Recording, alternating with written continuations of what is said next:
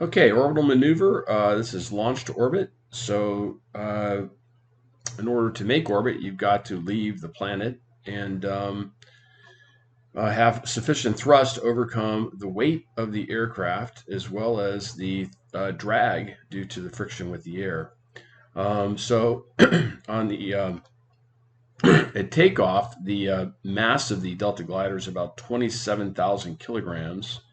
If you multiply that by acceleration due to gravity on the ground, you get 262,000 newtons. Okay, so that's the required lift force to get the Delta glider off the ground. And again, you'll need a little extra to overcome the drag force due to air. Now, the good news is the higher the Delta glider is from the surface of the Earth, the less the acceleration due to gravity is. Gravity drops with altitude. Okay, we've never seen NASA launch a spacecraft like this where it flies and then it eventually uses pure thrust to get to orbit. So this is a very futuristic aircraft slash spacecraft. So when this thing takes off, it looks like an airplane and it acts like an airplane. And what will provide lift are the aerodynamic forces. Okay, so the force of the air against the wings provides an upward lift force. Once the Delta glider is at a certain altitude, the air gets really, really thin. And at that point, the additional vertical ascension will have to come from thrust only, thrust from the main engines. In order to acquire pitch, and that's to keep the nose directed upwards, so you have a vertical component of thrust, you'll need to use rotational thrusters, okay? Because again, the pitch, you can't control pitch with aerodynamic forces once the air gets so thin. Okay, so the procedure for taking off with the Delta glider, and this is DGS, it's on the ground. It's just slightly different than the Delta glider that's in orbit, but it's uh, mostly similar. So you'll start with that scenario. Again, DGS ready for takeoff. So you'll be right here when you enter that scenario at the end of the runway.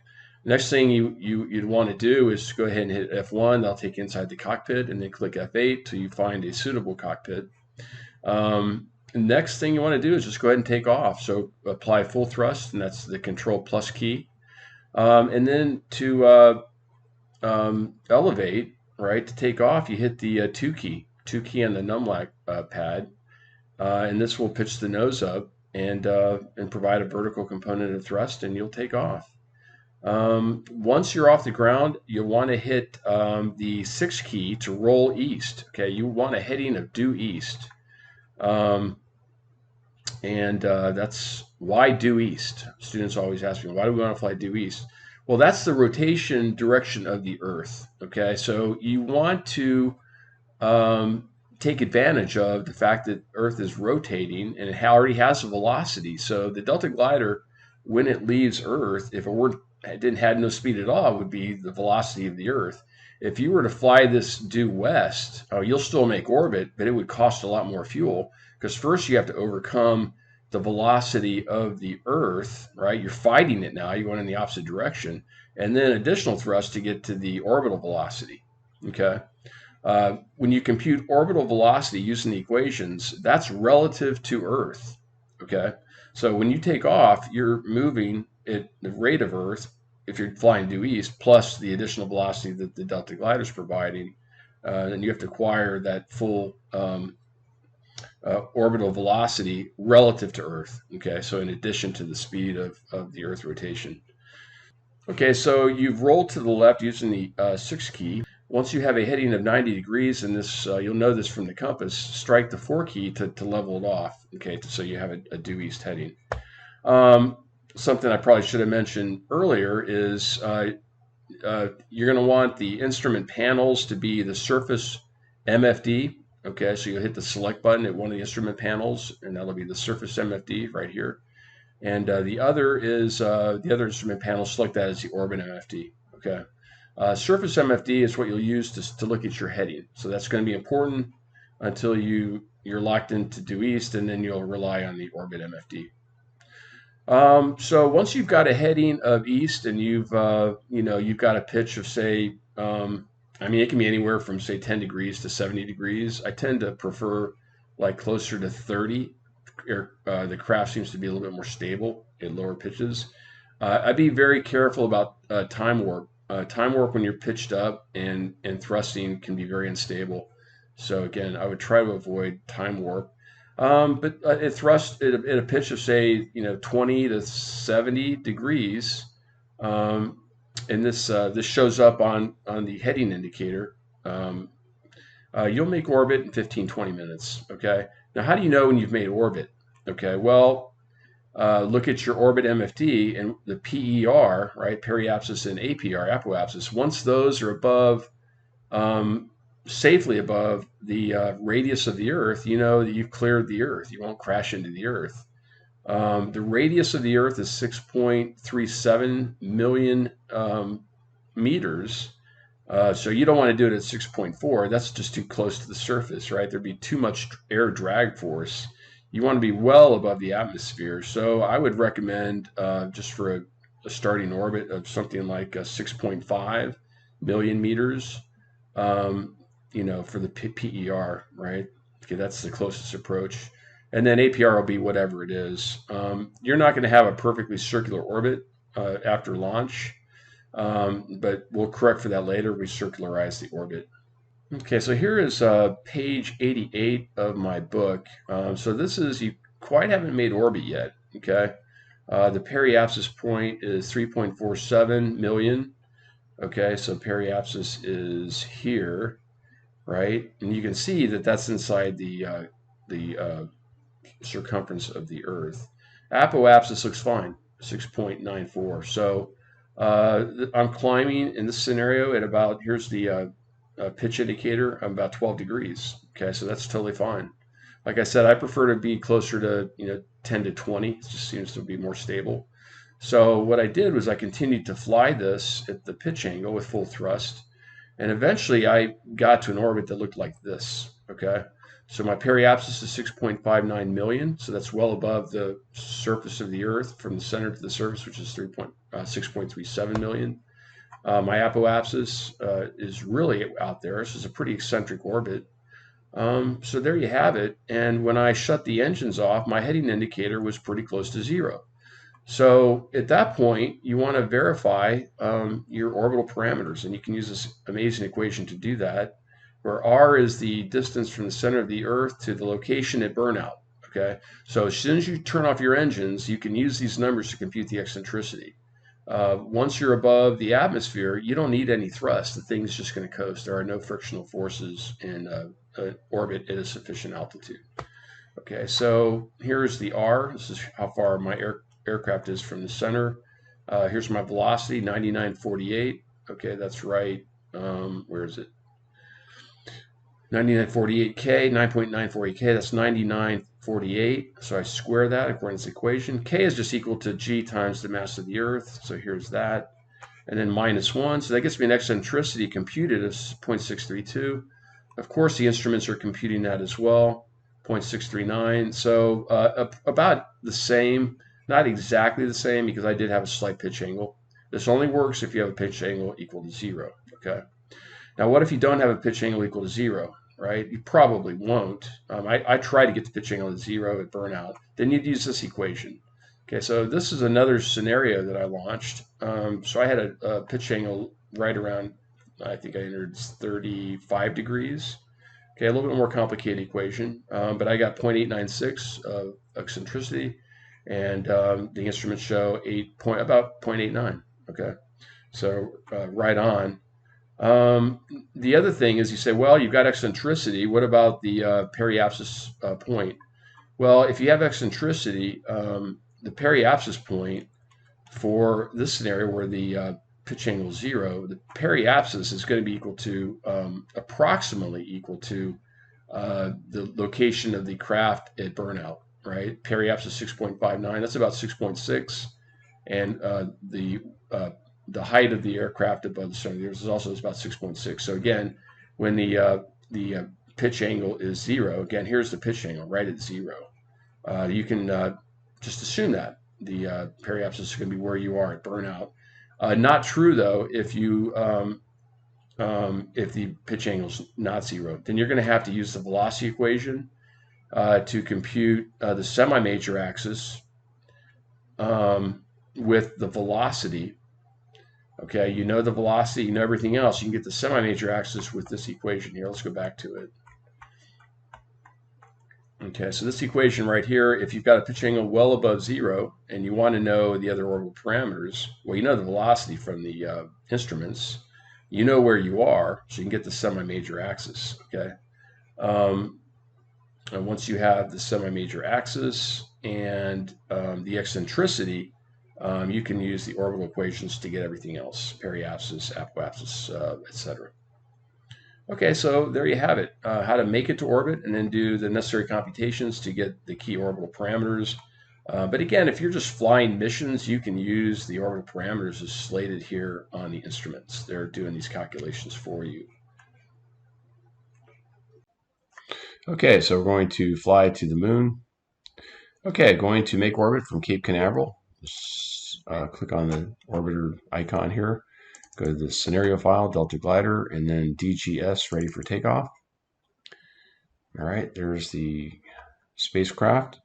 F1 to go inside and hit F8. Hit F8 to choose your cockpit. This is one I find has the greatest visibility. You're going to hit the select button here to select the surface multifunction display, and on this one we're going to go with the orbit MFD. Okay, and then hit Control Plus for full thrust. Okay, Control Thrust, Control Plus. So you can see right up here, we're at full thrust, 320,000 newtons. Okay, the keys to lift off or pitch the nose up is 2, pitch up, and then 8, pitch down. It's on the numlock keypad. So wait till you have a fair amount of velocity, and then start hitting the 2 key, and eventually it will go up. There we go. Okay, so next thing you want to do is we want to fly east. Okay. Take advantage of the velocity from the Earth's rotation, and to do that, you're going to hit the 6 key on the numlock pad. Okay, give it a fair amount of bank here. Okay, that's quite a bit. You want to keep the pitch at about 10 degrees. Okay, that minimizes the drag.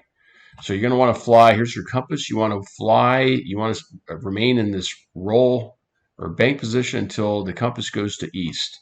And again, this is your heading indicator. See the circle with the plus inside? You want to keep that right around 10 degrees. The caret here is your nose, okay, and this is the velocity vector. So the nose pitching up will cause the velocity vector to follow it, okay. So there we go. Now you just have to be patient for a little bit until this thing hits about 90 degrees.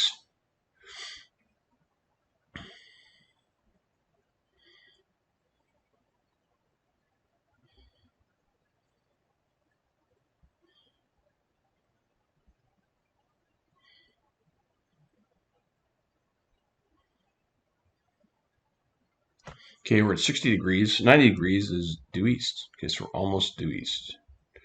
And again, we want to fly due east to take advantage of the velocity from the rotation of the Earth. Okay, went a little too far. Okay, so I'm a little bit past east, so I'm going to bank the other way. So 4, keypad 4, we'll bank the other way. Let's go back to east here. Just overbanked it before. There we go. It's coming back to east, as you can see. Now I'm going to level off here. Okay, so right on. Okay, let's level off here. So there we go. So right on. Okay, so now you just have to be patient. Maybe take this to about 15 degrees. Okay, you can use the trim, right, to put down the flaps a bit, take advantage of the air drag to keep this nose pitched up. Or you can just sit here and keep hitting the 2 key and the A key to keep the plus right there, the velocity vector between 10 and about 20 degrees, so around 15 degrees. All right, you can time warp a little bit. Just time warp once. If you time warp more than that, it'll get a little unstable. So if you notice you get unstable, hit the R button to untime warp. Whoops. Okay, so I time warped a little bit, got a little unstable, and I time warped. Let's do it again. Okay, so when the velocity vector starts dropping below 0, you want to turn time warp off. Okay, so let's go back up. It's just a little unstable when you're in time warp, so I don't turn it on for too long. Okay, so let's time warp again for a little bit. Drops, turn it off, nose up again. So again, what I'm doing is I'm hitting the T key to make this thing travel in time a little bit faster. When it does that, it's skipping computation steps and it gets a little bit unstable. So watch. Right at 15 degrees, I've got nose pitched up. I'm going to hit the T button, that time warps it, speeds it up. Okay, but for some reason, the nose starts to pitch down. When that happens, when it gets below zero here, bank angle of zero, not bank angle, but pitch angle of zero, then I hit the R to turn time warp off. Then I bring my nose back up again. So again, the velocity vector, the circle with the plus inside, is the direction of travel. So you want the nose to be in the same direction as the velocity vector, right? When the caret's inside of the circle, you're happy. Okay. All right, so we're making progress. Our let's see, we're RAD is 6.4 million, but our periapsis point, that needs to be above the radius of the Earth. Okay, otherwise you're going to crash. You won't have a complete orbit. So you just stay in a thrust mode and keep the nose pitched up, flying due east until that happens, until this PER value, the closest approach of the orbit, is well above the radius of the Earth, which is 6.37 times 10 to the 6, or 6.37 million. I'll probably try to shoot for about 6.45 just to play it safe, maybe 6.5. Okay, so let's get this nose pitched up again, and time warp again. Pitch it up even higher. I don't like to go much above 20. It's a little unstable above 20 and time warp. There we go. Whoops. Okay, turn time warp off. Just gotta be patient.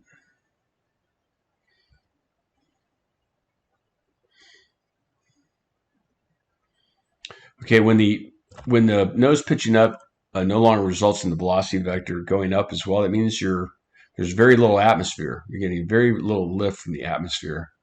And at that point, you want to go to rotational thrusters. Okay, and it looks like we're at that point. So click here on ROT. Okay, so now no problem, right? Watch, the velocity vector will come right up because now gas is coming out of the craft. It's not using air anymore for aerodynamic pitch. It's using Newton's third law for pitch. Okay, it still takes a little longer because you don't get a lot of force exerted by those rotational thrusters.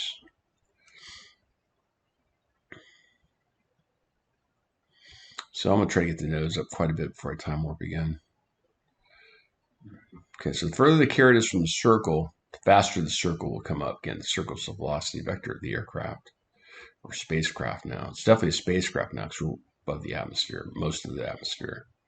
Very little air at this altitude. We're at 46 kilometers, so the air is pretty thin at that altitude. Okay, so if you can see we're at periapsis 6.2. We need to get to about 6.3.